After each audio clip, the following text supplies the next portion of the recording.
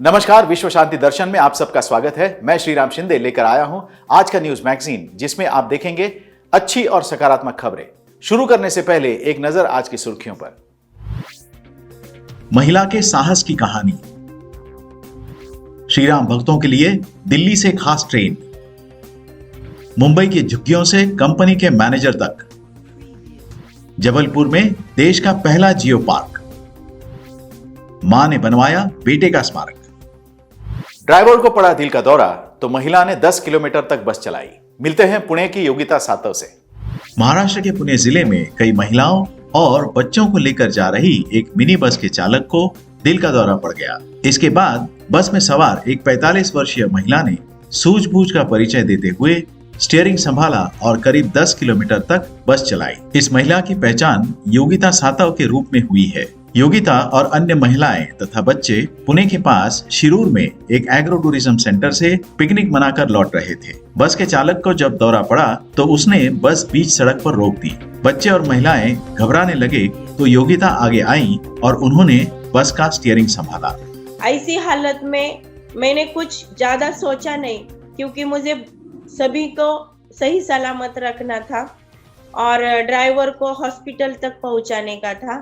तो मैंने कुछ ज्यादा सोचा नहीं और तुरंत मैं ड्राइवर सीट पे बैठ गई। योगिता ने लगभग 10 किलोमीटर तक बस चलाई और चालक को अस्पताल पहुंचाया। 10 किलोमीटर गाड़ी चलाकर चालक को अस्पताल पहुंचाने वाली योगिता ने बस में सवार अन्य यात्रियों को भी उनके घर तक पहुंचा दिया। भगवान श्री राम से जुड़े धार्मिक स्थलों की यात्रा कराएगी IRCTC की रामायण यात्रा। लेते हैं ज्यादा जानकारी। भगवान श्री राम में आस्था रखने वाले श्रद्धालुओं के लिए IRCTC ने एक खास ट्रेन की शुरुआत की है।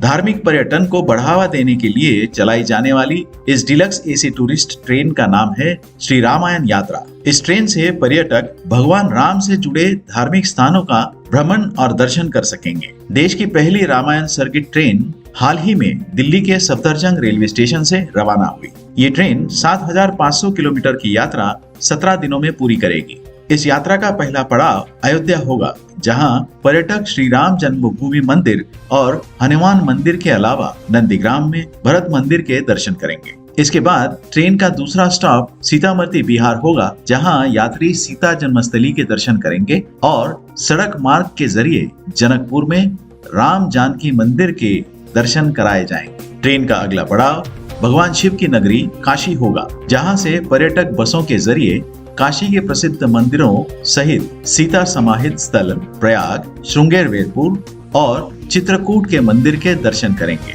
ट्रेन का अगला पड़ाव नासिक होगा, जहां त्र्यंबकेश्वर मंदिर और पंचवटी के दर्शन होंगे। इसके बाद अगला स्टॉप हम्पी होगा, जो प्राचीन किष्किंधा नगरी है। यात्रा का आखिरी पड़ाव रामेश्वर होगा, जहां धनुष्यकोटि के दर्शन होंगे। इसके बाद ट्रेन अपने यात्रा के 17वें दिन दिल्ली वापस लौटेगी। कोरोना नियमों को देखते हुए 156 पर्यटकों की क्षमता वाली इस ट्रेन में 120 पर्यटकों को ही बुकिंग दी गई है।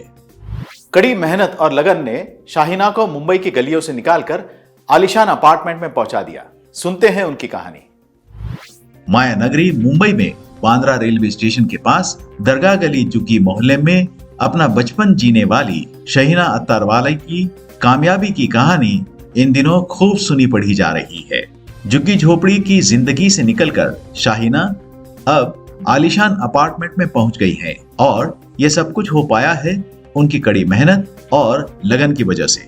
शाहीना पेशे से एक IT कंपनी में प्रोडक्ट डिजाइन मैनेजर हैं और आज उन लड़कियों के लिए एक उदाहरण है जो कठिनाइयों से बिना घबराए जीवन में कुछ कर गुजरने की मंशा रखती है। शाहीना कंप्यूटर क्लासेस लेना चाहती थी और उसी वक्त टेक्नोलॉजी में करियर बनाने का सपना उन्होंने देखा था। अपने इस सपने को पूरा करने के लिए शाहीना ने अपने पिता को पैसे उधार लेने पर मजबूर कर दिया ताकि वो कंप्यूटर क्लासेस में दाखिल हो सके। अपना कंप्यूटर खरीदने के लिए शाहीना ने एक वक्त का खाना भी छोड़ दिया था, लेकिन उसके बाद उन्होंने कभी पीछे मुड़कर नहीं देखा। एक निजी कंपनी में नौकरी लगने के बाद शाहीना ने अपने परिवार के लिए एक आलीशान अपार्टमेंट खरीदा है। शाहीना आज उन युवा लड़कियों के लिए एक मिसाल है जो उन्हें अपना आदर्श मानती हैं।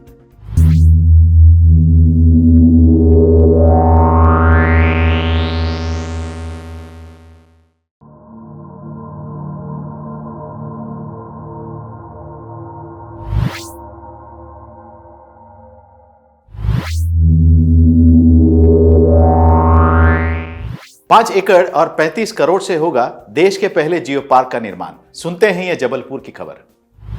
देश का पहला जियोलॉजिकल पार्क जबलपुर में विश्व प्रसिद्ध बेड़ा घाट में बनेगा। 5 एकड़ जमीन पर 35 करोड़ की लागत से ये बनेगा। यहाँ जियोलॉजिकल संरचनाओं के साथ मानव सभ्यता के विकास का अध्ययन करने का मौका मिलेगा। इसके साथ ही पर्यटन को भी बढ़ावा मिलेगा। अभी पर्यटकों को बेड़ा घाट के अलावा यहाँ कुछ देखने को नहीं मिल पाता था। देश के पहले जियोलॉजिकल पार्क की स्थापना का कार्य मध्य प्रदेश पर्यटन विभाग के माध्यम से कराया जाएगा। देश में जियो पार्क की कल्पना एकदम नई है। जियो पार्क में भूगर्भ शास्त्र का चमत्कार, लमेटा क्षेत्र का महत्व आदि सब कुछ दर्शाया जाएगा। देश के इकलौते जियो पार्क के बनने से बेड़ा घाट पर्यटन के नक्शे में और मजबूत स्थिति में होगा। शहीद बेटे की याद में उसकी मां ने बनाया स्मारक। सुनते हैं बेसिल टोप्पो की दास्तां। छत्तीसगढ़ में जशपुर के परवा आरा गांव में एक मां ने अपने शहीद बेटे की याद में स्मारक बनवाया है। बेसिल टोप्पो का बेटा पुलिस जवान था जो एक नक्सल हमले में शहीद हो गया, जिसकी याद में उन्होंने ये स्मारक बनवाया है। बेसिल टोप्पो को अपने बेटे पर गर्व है। इस स्मारक की वजह से इस गांव को शहीद के गांव के नाम से लोग जानते हैं। गांव का नाम पेरवा आरा है। सरकार की तरफ से स्मारक बनाने का वादा किया गया था, मगर 2 साल में कुछ नहीं हुआ तो परिवार के लोगों ने अपने खर्चे पर स्मारक को बनवा लिया। पूरे गांव के लोग इस स्मारक का सम्मान करते हैं। शहीद की मां हर पर्व त्योहार पर स्मारक की सफाई खुद ही करती है। हर रक्षाबंधन पर शहीद बेसिल टोप्पो की बहनें उन्हें राखी बांधते हैं। आसपास के लोग भी विशेष मौके पर स्मारक के पास आते हैं और शहीद की कुर्बानी को याद करते हैं। इसी के साथ आज के न्यूज मैगजीन में यहीं पर रुकते हैं। देखते रहिए विश्व शांति दर्शन। नमस्कार।